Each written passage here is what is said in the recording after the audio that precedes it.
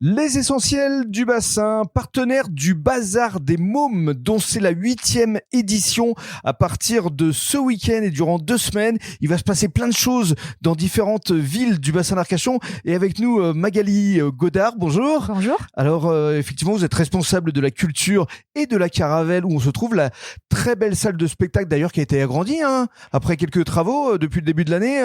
Ça y est, vous avez un nouveau hall tout beau, tout neuf. Tout à fait, un grand hall qui permet d'accueillir plus de gens et de partager plus de moments de convivialité avant et après les spectacles. Alors, ce Bazar des Mômes, il a été initié par la ville de Marcheprime il y a donc 8 ans. Voilà, en 2017-2018, pour les 10 ans de la Caravelle, l'idée était d'aller à la rencontre des publics et de mener un projet en coopération et en mutualisation avec les villes qui souhaitaient avoir une action envers la jeunesse et le jeune public et les familles de spectacles vivants et de culture. Alors effectivement, ça a bien évolué parce que pour cette 8e édition, il y a 11 villes qui y participent. Voilà, on a des villes de différentes grandeurs, différemment équipées aussi en théâtre.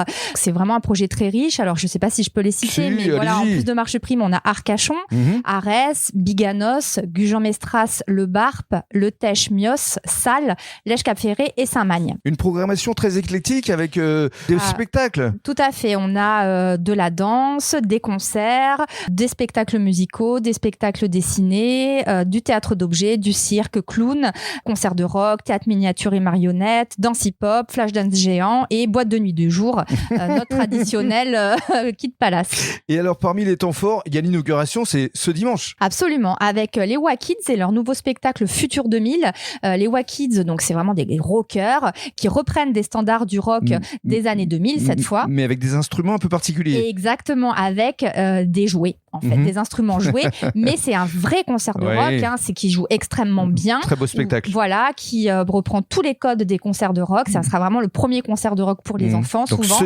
Ce dimanche, 23 mars à 15h à Marcheprime pour l'inauguration. Et ensuite, ce spectacle sera joué à Arcachon, à l'Olympia. Voilà, le 25 à 19h. Et la clôture, il y aura un flash dance. Absolument. Donc, en fait, la clôture, c'est le Kid Palace à 15h, mais en avant, à 14h30. Ça sera le 6 avril. Le 6 avril, exactement. Vous pourrez retrouver le flash dance géant qui a été mené sous la direction de la compagnie Révolution, à qui la commande a été passée de faire un flash mob avec des enfants du territoire. Donc qui des auront appris... scolaires, en fait, qui auront appris avec leurs enseignants. Oui, des enfants des écoles de danse, des enfants des ALSH. Différentes associations, quoi. Exactement, du territoire. Donc, 6 communes participent à ce projet et au total, ça sera 200 enfants qui restitueront ce flash mob, ce flash dance, le 6 avril à 14h30 devant la Caravelle. Et puis, on ne va pas oublier les bars bazars. Voilà, les bars bazars, donc c'est vraiment des temps que vous retrouvez normalement à chaque représentation tout public, avant, mais plutôt après les spectacles, pour prolonger le moment de la venue au spectacle. Un moment de convivialité, d'échange, de partage.